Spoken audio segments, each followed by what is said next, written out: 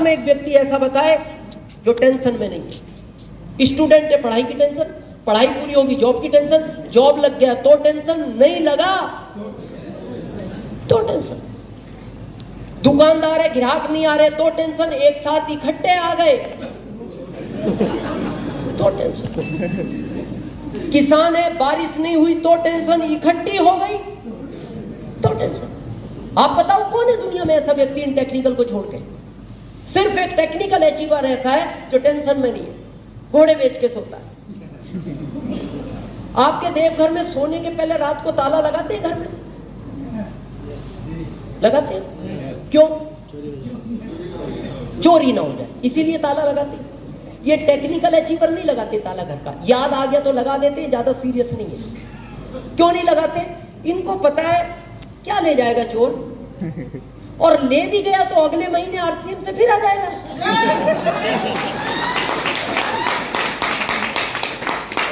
क्या घर से लगाया जो चला गया? गीता जी वाला संदेश क्या लाए थे? क्या लेके जाओगे? क्या पाया जो खो दिया? क्या लगाया आपने आरसीएम में जो खो दोगे? लेकिन आज तक आरसीएम वाले के घर चोरी नहीं हुआ, ये रिकॉर्ड है। पता है क्यों? चोरी भेद से होता है। आदमी पहले उसके बारे में पता लगाता है, ये घर में कितने लोग रहते हैं, कब आते हैं, कब जाते हैं, कौन कब तक जागता है, कब सोता है। तो जब वो इसका पता लगाता है तो इसके घर पता है चोर क्यों नहीं आता? उसको एक ही बात का टेंशन होता है, जाग गया तो प्लान दिखाएगा।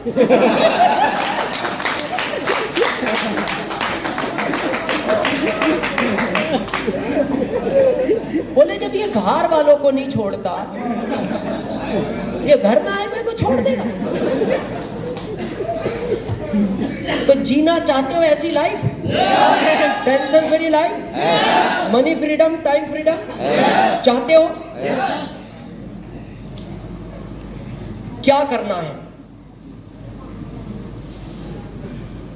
पहला, जितने भी लोगों को आप फरवरी में भीलवाड़ा दिखा सकते हो, जितनी संख्या आप ज्यादा कर सकते हो, उतनी ज्यादा अच्छी लाइफ आरसीएम में टेक्निकल की जी सकते हो, बहुत जल्दी जी सकते हो। दिखाना क्यों? आप कहोगे सर मीटिंग सुन ली ना। देखने और सुनने में धरती आसमान का अंतर है।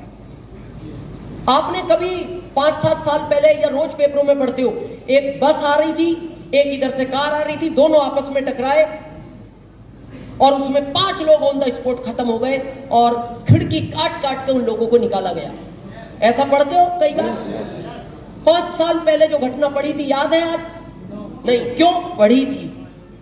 पर आप किसी चौराहे पे जाओ और आपके सामने बस आए, भगवान ना करे कोई कार उससे टकराए, 5 लोग ऑन द स्पॉट मर जाएं, चिल्ला रहे हैं, आप खिड़कियां तोड़ रहे हो, निकाल रहे हो, उस घटना को आप जिंदगी भर नहीं भूल सकते।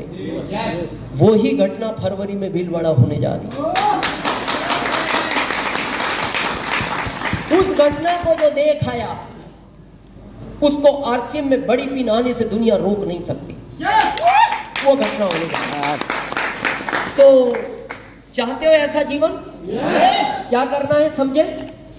अच्छा 10-12 मिनट बात कर सकते हैं पीछे वालों? देखो, भारत का समझदार आदमी वही है जितना खर्च किया उसको वसूल करो। नियम तो यही बनता है, तो इतना तो वसूल करो, 150 तो करें 10 मिनट। तो चाहते हैं टेक्निकल जैसी life, time freedom, money freedom?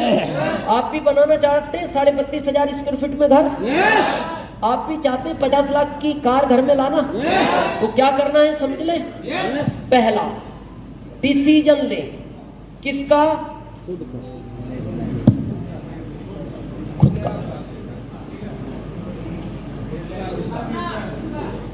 पहला डिसीजन खुद का। जिंदगी में मैं आरसीएम की बात नहीं कर रहा, बहुत ध्यान से सुनना, 5-10 मिनट।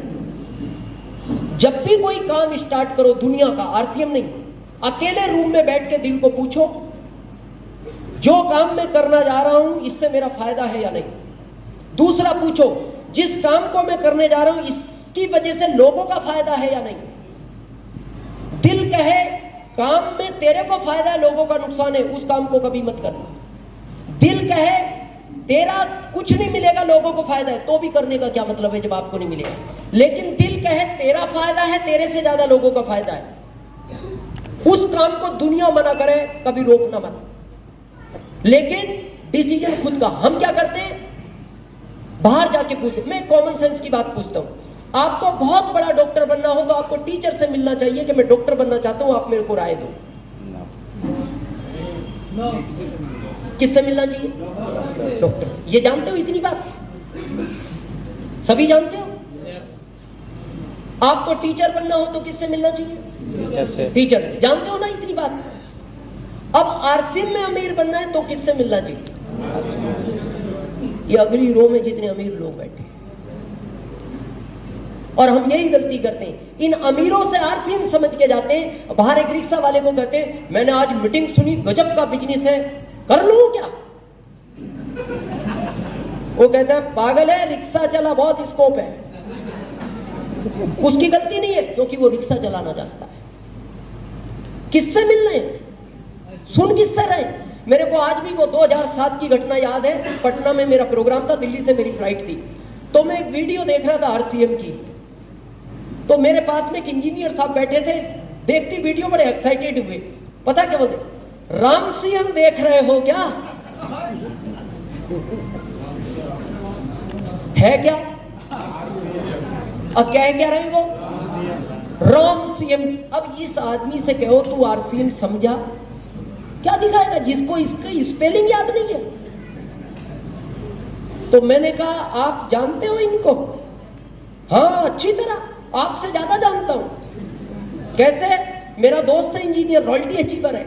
मैंने कहा आप? मैंने नहीं किया, कई बार आया मेरे पास। मैंने कहा अच्छा किया नहीं किया। बोले क्यों? मैंने कहा हम राम सीएम नहीं, हम भोले शंकर देख रहे हैं।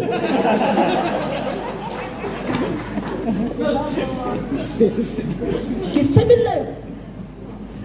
ये बात पता है मैं क्यों कह रहा हूं? हम ज्यादातर अपने मिलने वालों से राय लेते। मैंने ली, मैं प्रैक्टिकल बात करता हूं हमेशा। सबसे पहला फोन मैंने मेरी मां को लगाया। मां मेरी यूपी, मैं एमपी। मैंने मेरी मां को कहा मां मैं जॉब छोड़ रहा हूं। क्या रिएक्शन होगा मां? पागल हो गया तू? तेरे को जॉब के लिए भेजा और जॉब छोड़ रहा है? मां मैं एक बिजनेस चालू कर रहा हूं। मां का अगला रिएक्शन, पैसे कहां से आए तेरे पास बिजनेस के लिए? कोई ना कोई गलत काम करने लगा आजकल तू। नहीं मां, एक ऐसा बिजनेस है जिसमें पैसा नहीं लगाना, बहुत पैसा आएगा। हमें तुम्हें नहीं, पड़ोसियों को आएगा, गांव को आएगा, समाज को आएगा, देश को आएगा, जिंदगी बदल जाएगी सबकी। अगला रिएक्शन, बेटा कैसी बहकी बहकी बातें करता है तू? तेरे को किसी ने जादू टोना करा दिया बेटा। मैं तेरे छोटे भाई को भेजती हूं, तेरे को लेकर आएगा, तेरा इलाज कराएंगे, ठीक हो जाएगा तो वापस छोड़ेंगे, नहीं तू हमारे साथ गांव में रह। ओके मां। अगला फोन लगाया मैंने मेरे छोटे भाई को जो दिल्ली रेलवे पुलिस में, और हमारे परिवार में सबसे पढ़ा लिखा वही है। मैंने उसको कहा भाई कब तक स्टेशन पे डंडा लेके घूमता रहेगा? ये जिंदगी है तेरी? अरे ताल कटोरा स्टेडियम में जा, एक प्रोग्राम हो रहा है, जिंदगी बदल जाएगी तेरी, मेरी, गांव की, समाज की, देश की। तो उसका जवाब था भाई साहब आपकी कोई गलती नहीं है, कम पढ़े लिखे लोग ऐसा ही करते हैं। ये सगे भाई का रिएक्शन है। अब तीसरा फोन किसको लगाएं? तो मैं आपसे पूछना चाहता हूं, आरसीएम के प्लेटफॉर्म से अलग हटके, आपको कोई फैक्ट्री खोलनी हो, कोई बड़ा काम करना हो, किससे राय लेते हो? ज्यादा पैसे वाला जो आपकी रिश्तेदारी में सबसे सक्सेस आदमी है। आप पूछते हो इनको अनुभव ज्यादा होगा सक्सेस में, इनसे पूछ लो मैं ये काम करूं या ना करूं। तो मैंने तीसरा फोन लगाया मेरे फूफा जी को, जो पुलिस में लगे डीआईजी रैंक से रिटायर्ड हुए लखनऊ से, और हमारे रिश्तेदारियों में सबसे सक्सेसफुल माना जाता था उनको। उनके दो बेटे, दोनों अमेरिका में, एक डॉक्टर एक इंजीनियर। तो जब मैंने उनको फोन किया, मैंने कहा फूफा जी एक ऐसा काम मैंने सोचा है, मैं करने जा रहा हूं। तो उन्होंने मेरे को पुलिस स्टाइल में बात की। यू नो पुलिस स्टाइल, वो भी यूपी का पुलिस वाला भी कहां का, पुलिस स्टाइल समझते हो नहीं? पुलिस स्टाइल का मतलब है जो गालियां आज तक आपने नहीं सुनी वो उनको याद होती है। मतलब अगर अच्छा आपको तो अनुभव होगा, परिवार में कई हैं, सुबोध जी के तो ब्रदर हैं पुलिस में, डीएसपी हैं शायद, एक और भी दरोगा जी भी हैं। मतलब हम ये कह सकते हैं गालियों का अपर वर्जन जो उनको पता होता है। तो उन्होंने 3 मिनट तक वो सुनाई मेरे को, क्या अपर वर्जन। अब क्या क्या सुनाया ये तो मैं इसलिए नहीं बताऊंगा, ये महिलाएं बैठी हैं, पर एक लाइन में मैं बताऊं, उससे आप समझ जाओगे क्या सुनाया होगा। 3 मिनट तक मैंने उनसे फोन पे बात की और 3 मिनट के बाद से मेरा ये वाला कान कम सुनता है।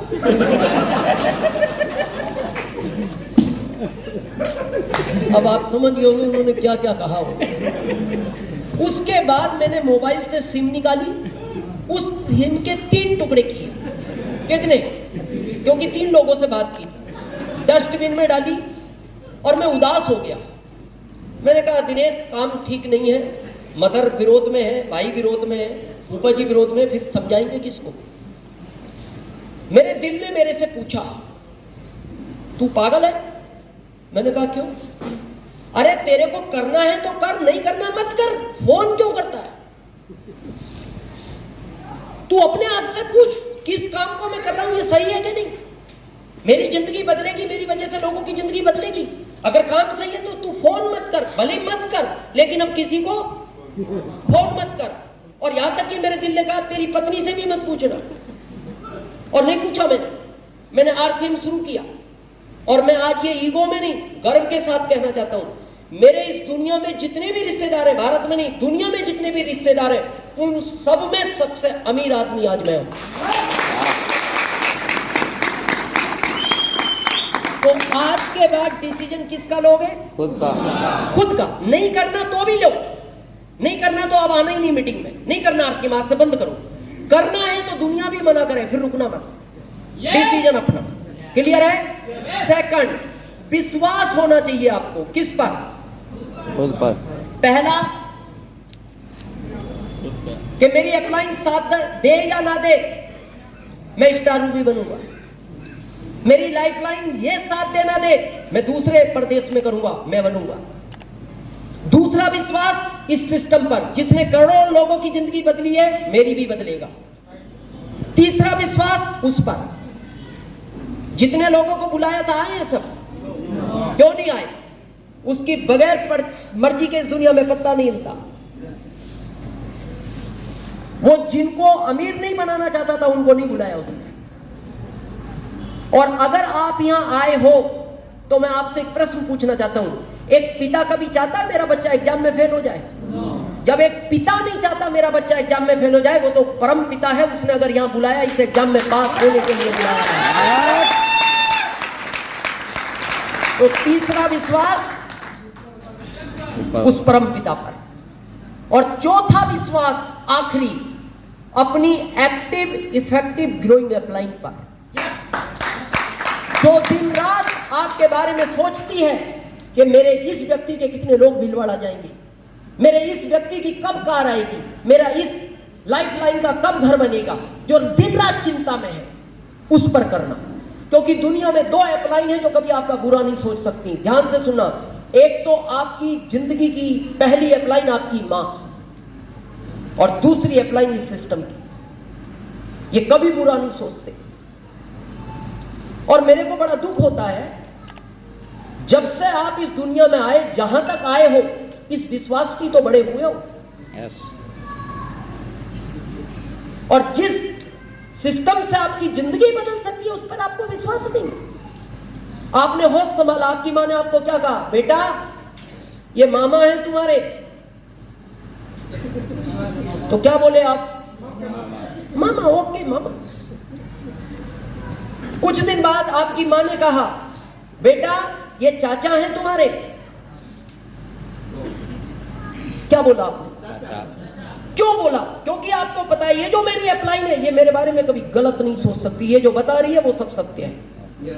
फिर कुछ बड़े हुए, फिर आपको कहा बेटा ये नानी है तुम्हारी। सुना नहीं। फिर थोड़े बड़े हुए, फिर आपको कहा गया बेटा पापा सिर्फ यही है।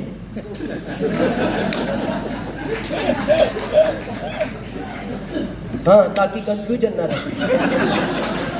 अब मैं आपसे पूछना चाहता हूं, आपने कभी अपनी माँ से कहा माँ मेरे को थोड़ा सा डाउट हो रहा है?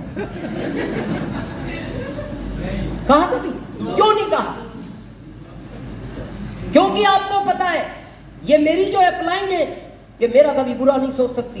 और मैं इसीलिए कहता हूं आरसीएम जैसी बहुत कंपनियां होंगी दुनिया में, दुनिया की भारत में है। मैं उन कंपनियों के ना विरोध में हूं ना मैं नाम लेना चाहता हूं, पर मैं आरसीएम और उन कंपनियों का एक राज बताना चाहता हूं आपको। आरसीएम में जब तक आप अपनी टीम के 10 लोगों का घर बनवाओगे नहीं, आपका बनेगा नहीं। आरसीएम में जब तक अपनी टीम के 10 लोगों का घर बनवाओगे नहीं, आपका बनेगा नहीं। और बाकी कंपनियों में जब तक 10 लोगों का घर बिकवाओगे नहीं, आपका बनेगा। अब आपकी अपलाइन को घर बनाना है तो पहले आपका बनवाना पड़ेगा। तो फिर उसमें डाउट किस बात का? वो कह रही है भीलवाड़ा चलो फरवरी में। वो इसलिए भीलवाड़ा ले जाना चाहती है, वो आपका 1 करोड़ का बंगला बनवाना चाहती है, इसलिए वो कह रही है भीलवाड़ा चलो। तो कर सकते हैं विश्वास। और लास्ट, पैशंस, धैर्य चाहिए इस बिजनेस में। कितने टाइम का? 5 साल। क्यों चाहिए? प्राकृतिक से सीखो। जब आप एक बीज बोते हो, अंकुरित होता है, पौधा बनता है, टहनियां आती हैं, पत्ते आते हैं, फूल आते हैं, फल आता है। ऐसा कोई सिस्टम है बीज बो खींच के फल निकाल दो?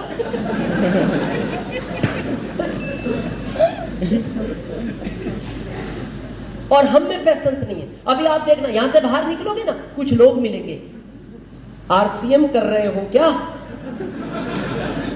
हाँ, आरसीएम कर रहे हैं। बड़ा धीरे धीरे चलता है, धीरे धीरे चलता है।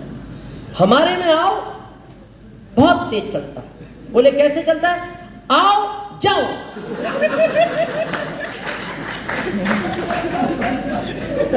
बोले जाओ, आओ जाओ, और कहां जाओ? जाओ। ये हाइब्रिड पौधा है, ये नेचुरल पौधा है। यहाँ बुजुर्ग बैठे हैं, आज के 30 साल पहले किसी ने सुना है कोई हाइब्रिड पौधा भी होता है? और आज एक आम वो है जो 5 साल में बड़ा होता है, और एक आम आज वो आने लगे जो इतने बड़े पे फल आ जाते हैं, वो हाइब्रिड है। और लोग पूछते हैं अरे यार इतने पेड़ पे आम आ गए? हाँ आ गए, ये हाइब्रिड है। कब तक आएंगे? बोले ये गारंटी नहीं, जब तक आ रहे खा ले। ये जैसे जल्दी बड़ा हुआ है वैसे ये खत्म हो जाएगा। ये नेचुरल पौधा है, इसको दुनिया का तूफान नहीं हिला सकता।